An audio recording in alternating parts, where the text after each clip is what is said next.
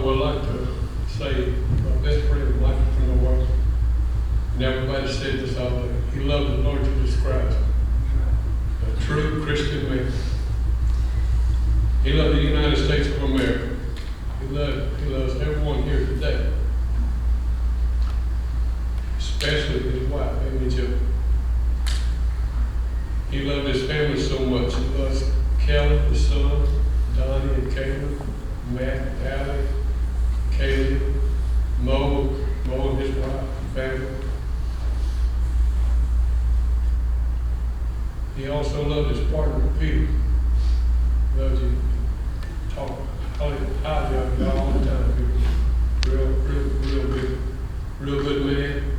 He loved you to death. And Lonnie, he loved you like a son. You know that. I first met Mike was on Sunday morning at Shreveport Baptist Temple. And I greeted him at the door. He introduced himself, and I introduced myself to him. He told me he was from Charleston, South Carolina. He went to Citadel Military College. He asked where I was from. I told him Louisiana. And he said, "You got that southern accent." And I said, "Yeah, I do." I said, "I've been in Louisiana most of my life. I was born in Spartanburg, South Carolina." Mike said, "Maybe we might be some kin." I said, "We might be." So we became good friends, best of friends of all. I asked him who invited him to Shreveport Baptist Temple. And he said a lady friend he had met. Mike came back several times. He loved to hear Brother Hall preach. And he loved Brother Hall, preaching. He came back several other times, and he said, "Why are we sitting on the back row for?" I said, "Well, I don't want to sit on the front row because Brother Hall stepped on your toes." So, anyway, we would go to lunch together after church. He would come over to the house and watch some sports together until Sunday night evening services.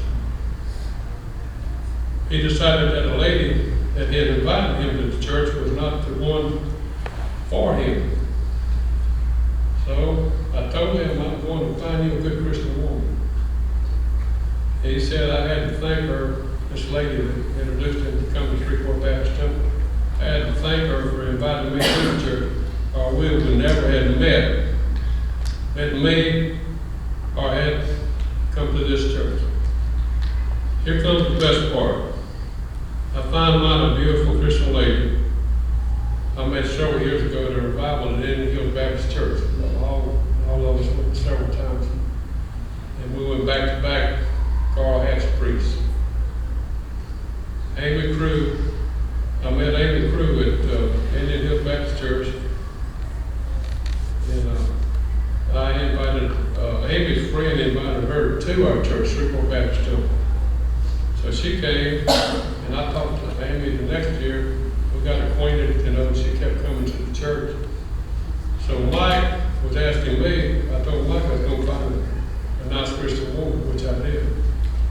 Mike was sitting with me, and I mentioned to him about Amy Jo. After church, Mike wanted to meet Amy Jo. So we walked over to her, and I introduced Mike to Amy. And they talked a little while, and Mike said he had to go catch a flight in Dallas. He had to be there at 3:15, I think it's like 12:15, 12:30, he had to hustle out. So they talked a few minutes. And he got down got down the road, and he said, "Wayne," he didn't call me on the way there, he said, "Wayne, I've got the telephone number." I said, "Buddy, I got you covered."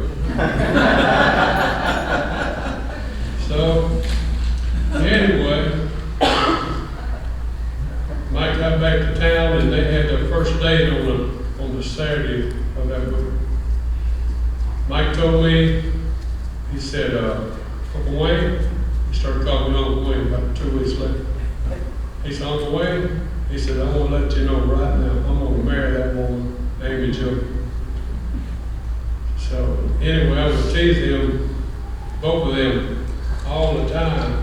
They get to looking at each other. They had Google eyes, and I had to get them some mouthwash to wash their eyes out. I had to Google eyes. Anyway, Mike and Amy got married 6 months later on August the 14th, 2010. The wedding was made in heaven.